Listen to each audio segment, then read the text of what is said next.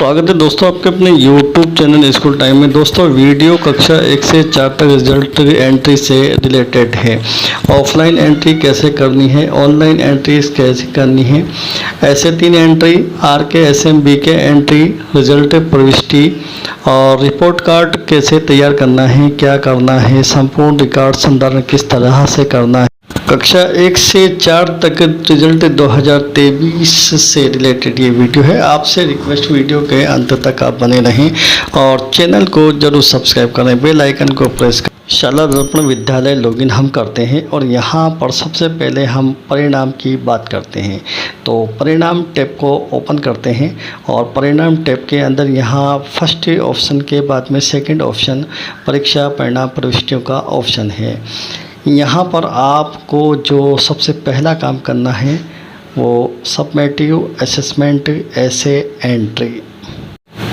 Summative assessment entry के option पे आपको क्लिक करना है और यहाँ पर SIQ से रिलेटेड आपको ऐसे 3 की एंट्री करना है। यहाँ आप इंस्ट्रक्शन दिए हुए हैं, इन इंस्ट्रक्शन को आप अच्छी तरह से पढ़ लें और उसके बाद में आप आगे बढ़ें। सेशन ऑलरेडी आपको मिलेगा। क्लास आप यहाँ पर चूज करें।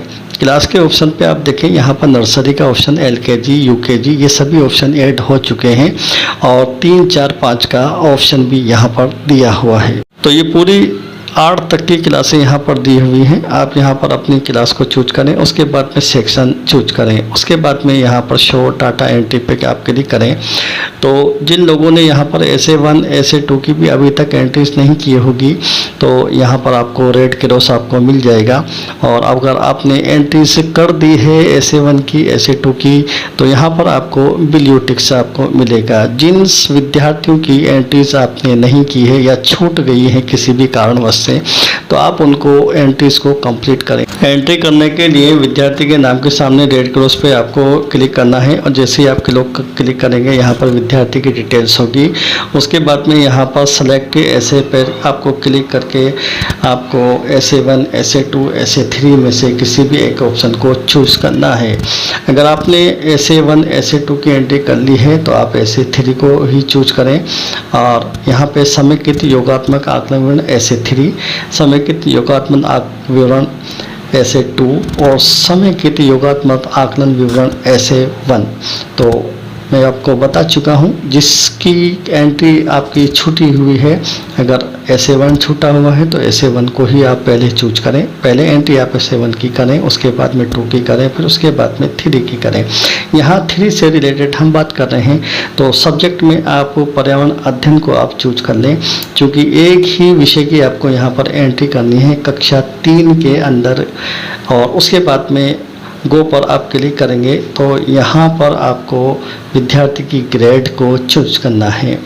विद्यार्थी की ABCD में से आपको किसी भी एक ग्रेड को चूज करें और उसके बाद में सबमिट पर आप क्लिक करें। यहाँ पर आपको ग्रेड टाइप करना होगा और सबमिट पर क्लिक करेंगे तो ये एंट्री आपकी कंप्लीट हो जाएगी। ध्यान रहे, अगर SA1 की एंट्री भी अगर छूटी हुई है तो पहले आप उसकी एंट्री कर लें और उसी के बाद में अगली एंट्रीज को कंप्लीट करें। कक्षा 3 के बाद कक्षा 4 की बात करते हैं। यहाँ पर हम क्लास को चेंज करते हैं, कक्षा 4 को सिलेक्ट करते हैं और सेक्शन A और गो पर क्लिक करते हैं। तो यहाँ आप देखें SA1 SA2 की एंट्री है, SA3 की एंट्री मैं यहाँ पर कर रहा हूँ। तो यहाँ पर SA3 को मैंने सेलेक्ट किया। उसके बाद में सब्जेक्ट, अब सब्जेक्ट के ऑप्शन पे आप यहाँ पर कक्षा 3 में आपने देखा होगा सिर्फ पर्यावरण अध्ययन था, लेकिन कक्षा 4 में स्वास्थ्य शारीरिक शिक्षा, कला शिक्षा, कार्य अनुभव ये सब्जेक्ट भी आपको यहाँ पर ग्रेडिंग करनी है। गो पर आप क्लिक करें और उसके बाद में यहाँ पर विद्यार्थी की डिटेल्स है और सबसे पहले आपको पर्यावरण अध्ययन की एंट्री करनी है, ग्रेड देनी है। एक सब्जेक्ट को सबमिट करने के बाद में ऑटोमेटिक आपको दूसरा सब्जेक्ट ओपन होगा। जैसे यहाँ पर स्वास्थ्य एवं शारीरिक शिक्षा ओपन हो चुका है, यहाँ पर इसकी भी ग्रेडिंग आपको करनी है। जैसे आप सबमिट करेंगे तो फिर ऑटोमेटिक आपका 3rd सब्जेक्ट कला शिक्षा यहाँ पर ओपन हो चुका है, इसी की भी आप ग्रेडिंग करते चले जाएँ। और उसके बाद में 4था सब्जेक्ट यहाँ पर कार्य अनुभव का ऑलरेडी ऑटोमेटिक ओपन होगा। उसके बाद में उसकी ग्रेडिंग करें और सबमिट करें। तो उसके बाद में यहाँ 4 सब्जेक्ट की एंट्री होने के बाद में SA3 कंप्लीट आपका हो जाएगा। तो कक्षा 3 में केवल पर्यावरण अध्ययन की एंट्री होगी, बाकी कक्षा 4 से लेकर के जितनी भी क्लासेज हैं उसमें अतिरिक्त सब्जेक्ट जो हैं उनकी भी एंट्री आपको करनी है। नेक्स्ट स्टेप हमारी RKSMBK ऐप के ऑप्शन को क्लिक करना है और यहाँ पर हमें जो एंट्रीज करनी है वो SA3 OCR एंट्री 2022-23 इस ऑप्शन पे आप क्लिक करें। यहाँ पर क्लास को आप चूज करें और ध्यान रहे आपको एक एक करके सभी क्लास को चेक कर लेना है कि किसी विद्यार्थी की एंट्रीज अगर छूटी हुई है तो उस एंट्रीज को आप यहाँ से कंप्लीट कर सकते हैं सब्जेक्ट के अनुसार। जैसे मैंने यहाँ सब्जेक्ट को चूज किया, क्लास को चूज किया और उसके बाद में जिन विद्यार्थियों को हमने एब्सेंट किया हुआ था और या किसी कारणवश इन विद्यार्थियों की एंट्रीज नहीं हो पाई या भूलवश उनका एब्सेंट कर दिया हमने, तो उनकी एंट्री हम शाला दर्पण स्तर पर कर सकते हैं। विद्यार्थी के नाम के सामने एब्सेंट के पास में रिवर्ट का ऑप्शन है। इस रिवर्ट के ऑप्शन पे आप क्लिक करें, जो मैसेज शो हो ओके पर क्लिक करें। उसी के बाद में आप क्लिक हियर टू प्रोसेस पर क्लिक करें। यहाँ पे आप ओके पर दोबारा से क्लिक करें। उसके बाद में ये आपके 15 क्वेश्चन और 15 आंसर के ऑप्शन से यहाँ पर दिए हुए हैं जो विद्यार्थी ने अटेम्प्ट किए होंगे। तो सभी जितने क्वेश्चंस अटेम्प्ट किए उन पे यस आपको चूज ही रहने देना है और उसके बाद में ऑप्शन में ABCD में से उसके आंसर का ऑप्शन आपको चूज कर लेना है। उसके बाद में सबमिट और पर क्लिक करना है। तो ये जो एंट्रीज आप करेंगे शाला दर्पण के माध्यम से ये सक्सेसफुली आपकी एंट्री हो जाएगी। और यहाँ पर आप देखें बाकी विद्यार्थियों के लिए फ्रॉम RKSMBK ऐप लिखा हुआ है और यहाँ पर फ्रॉम शाला दर्पण आपका लिखा हुआ मिलेगा। तो जिन विद्यार्थियों की एंट्रीज किसी कारणवश नहीं हो पाई है तो आप शाला दर्पण के माध्यम से इस ऑप्शन से भी कर सकते हैं। इसके बाद हम स्टूडेंट्स मार्क्स के बारे में बात करते हैं। यहाँ पे RKSMBK स्टूडेंट मार्क्स का ऑप्शन है, इस पर आप क्लिक करें और यहाँ पर क्लास को चूज करें। इसको भी आपको एक एक क्लास को आप चेक कर लेना है सभी विद्यार्थी की डिटेल्स को और सेक्शन क्लिक करने के बाद में गो पर आप क्लिक करें। तो यहाँ पर आपके जो आपने SA1 SA2 की एंट्रीज की थी या आपने जो RKSMBK ऐप के माध्यम से विद्यार्थियों के जो प्रपत्र अपलोड किए थे उन प्रपत्रों के आधार पर यहाँ पर विद्यार्थी की मार्क्स की एंट्री रिजल्ट के अनुसार हो चुकी है और ये एंट्री आप देखेंगे अंकों में मौजूद है। अभी यहाँ SA3 का ऑप्शन नहीं जुड़ा हुआ है, कुछ दिनों में SA3 का ऑप्शन और उसके मार्क्स भी यहाँ पर एंटर हो चुके होंगे। उसके बाद में रिजल्ट तैयार की प्रक्रिया शुरू होगी जो कि रिपोर्ट कार्ड के माध्यम से होगी। यहाँ ध्यान देने वाली बात यह है कि जिन विद्यार्थियों के 0 मार्क्स की एंट्री है वो विद्यार्थी एब्सेंट वाले हैं।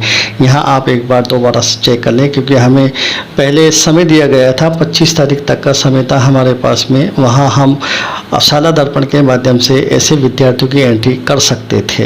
हो सकता है रिजल्ट से पहले एक बार फिर से हमें समय दिया जाए, उस वक्त आप ऐसे विद्यार्थियों की एंट्रीज कर सकते हैं शाला दर्पण स्तर पर।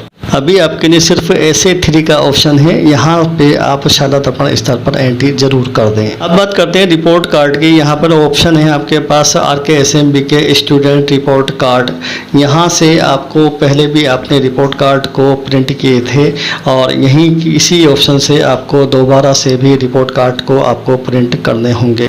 जब रिपोर्ट कार्ड का ऑप्शन चालू हो जाएगा उसके बाद में हम आपको इस अपडेट्स पे सूचित करेंगे और उसकी प्रक्रिया भी आपके साथ शेयर जरूर करेंगे। ऑफलाइन रिकॉर्ड कैसे संधारण करना है, ध्यान रहे दोस्तों, कक्षा 1 और 2 के लिए सिर्फ आपको होलिस्टिक कार्ड ही तैयार करने हैं और ये सिर्फ विद्यार्थियों को ऑफलाइन रिजल्ट ही आपको उपलब्ध कराना है कक्षा 1 और 2 के विद्यार्थियों को। ये होलिस्टिक कार्ड आपको मिल चुके होंगे, अगर आपके पास उपलब्ध नहीं है तो अपने PO के माध्यम से प्राप्त करें और अगर आप चाहें तो ये ऑनलाइन भी आप डाउनलोड कर सकते हैं। इन रिपोर्ट कार्ड्स के अंदर विद्यार्थी की पूरी डिटेल्स और उसके बाद में एक्स्ट्रा सब्जेक्ट की एंट्री, यहाँ पे SA1 में क्या उसका स्तर था और SA3 में उसका क्या स्तर आपने देखा है, यहाँ पर आपको ग्रेडिंग करनी है। ABCD में से आपको ग्रेड देनी है। इसी तरह आपको सब्जेक्ट की ग्रेडिंग भी करनी है। SA1 SA2 SA3 की विषय वाइज है, हिंदी, गणित और पर्यावरण अध्ययन और इंग्लिश ये चारों सब्जेक्ट की यहाँ पर SA1, SA2, SA3 की ग्रेडिंग आपको जो पॉइंट्स दिए हुए हैं, जो बिंदु दिए हुए हैं, उन बिंदुओं के अनुसार आपको ग्रेडिंग यहाँ पर प्रत्येक विद्यार्थी की करनी है। उसके बाद में यहाँ पर SA1, SA2 और SA3 के लिए तीनों के लिए अभिभावक के हस्ताक्षर का ऑप्शन मौजूद है। यहाँ पर विद्यार्थी की उपस्थिति कार्य दिवस है और उसकी उपस्थिति है मई से लेकर के अप्रैल तक की उपस्थिति यहाँ पर आपको दर्ज करनी है। उसके बाद में टिप्पणी है और प्रस्तावित कक्षा है। हिंदी, गणित और अंग्रेजी तीनों सब्जेक्ट के अंदर विद्यार्थी की क्या प्रस्तावित कक्षा होगी वो आपको वहाँ पर दर्ज करनी है। तो ये स्पष्टीकरण यहाँ पर दिया हुआ है। ये कार्ड तो विद्यार्थियों को देने हैं, लेकिन विद्यालय रिकॉर्ड के लिए वार्षिक आकलन अभिलेख पंजिका का ऑप्शन आपके पास रहेगा। ये विद्यालय स्तर पर आपको संधारण करके रखना है।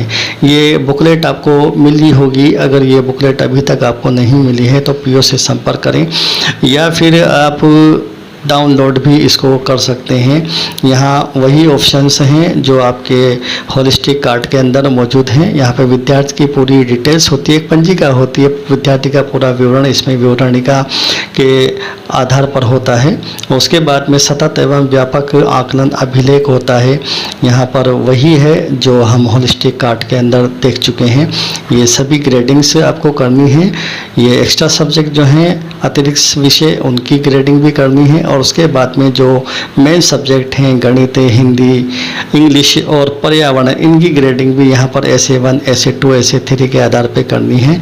और उसी तरह से यहाँ पर अपनी टिप्पणी अंकित करनी है और प्रस्तावित कक्षा जो विद्यार्थी की होगी अगली कक्षा, वो हमें दर्ज करना है विषय के अनुसार।